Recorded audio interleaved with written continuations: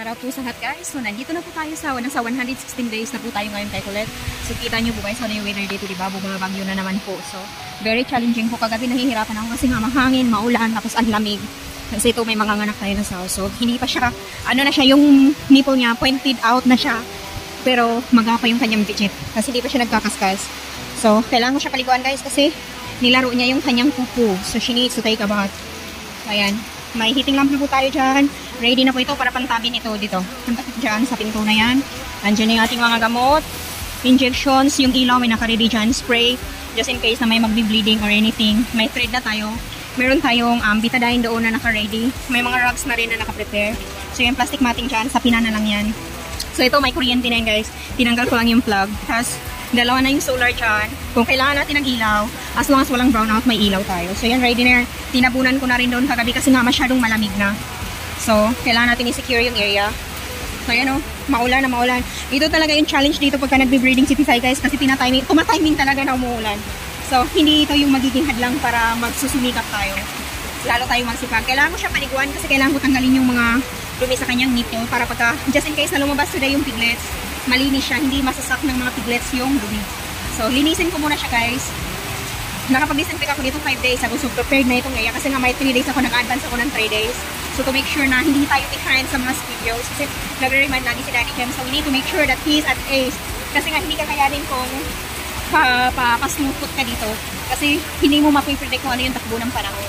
So, yun siya. Very calm. She is good girl. Tapos ako siya ng breakfast. Binigyan ko na po siya ng talbos ng kamote. Kumain din siya ng saging. Kunti lang yung feeding niya guys. Hindi siya nag-half. Kunti lang. Tapos binigyan ko na siya ng fruit and vegetables and then more on vitamins. Kasi hindi na siya pwedeng kumain ng maraming-marami.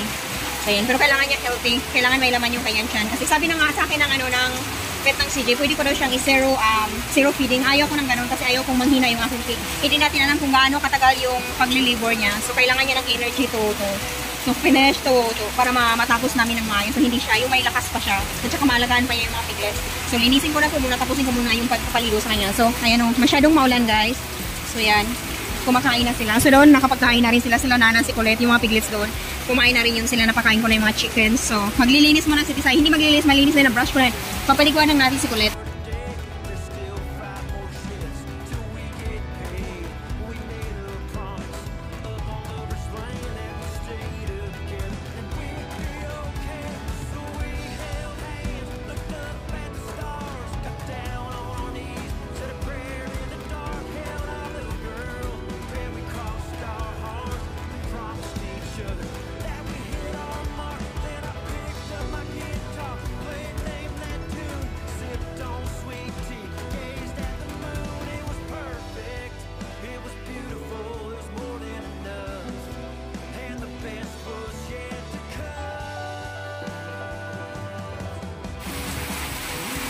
Guys, nagkakaskas na siya. Ay,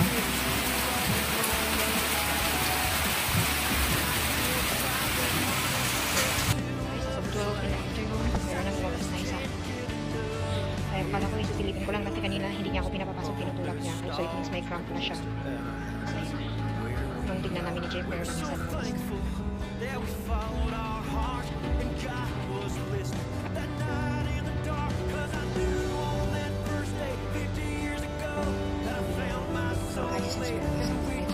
Para mas mabilis mo na siyang break para hindi mapagod mo sa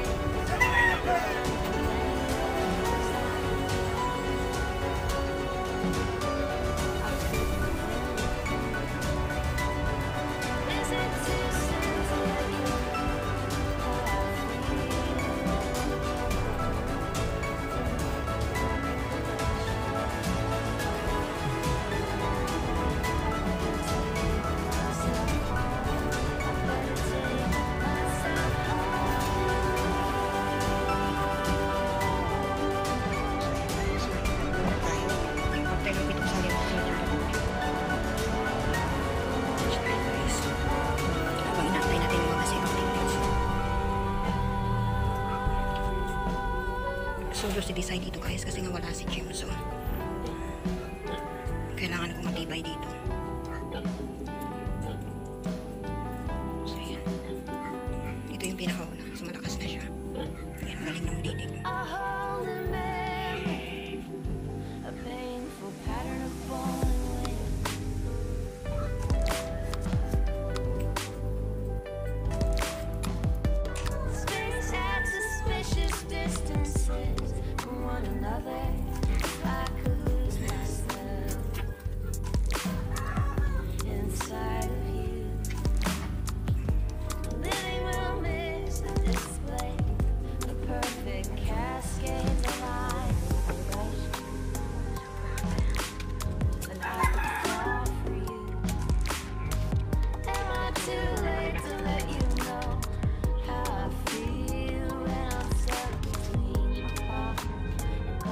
Kailangan dito pabilisan kasi tumatayo yung nanay.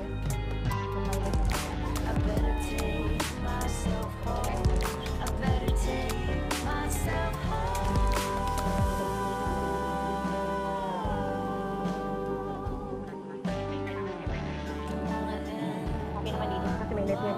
Naka-net yan. So yung hangin na pag-net hindi ka lang. Yan, covered. Push. Come on, come on, come on, come on. Come on, sige.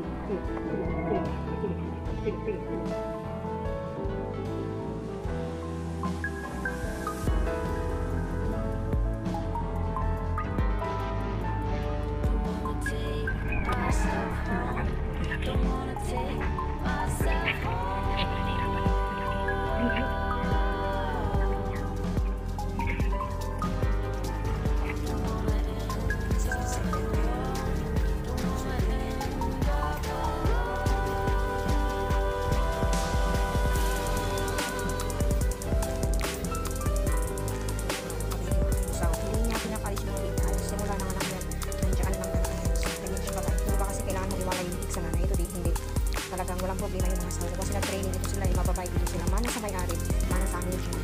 They're good fish. So, yung bilis lang tayo.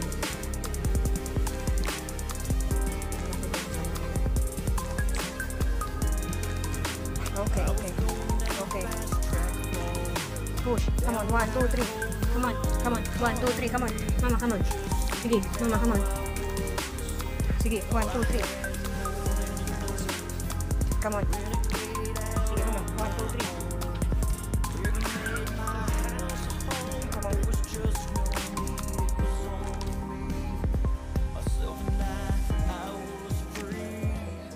Tinatanong nila kung bakit walang farming fin yung pigs ko.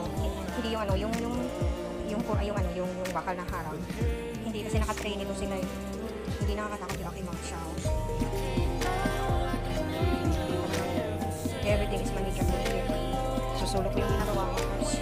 Over natin yung aking mga sounds. Sige na, iyon ko na.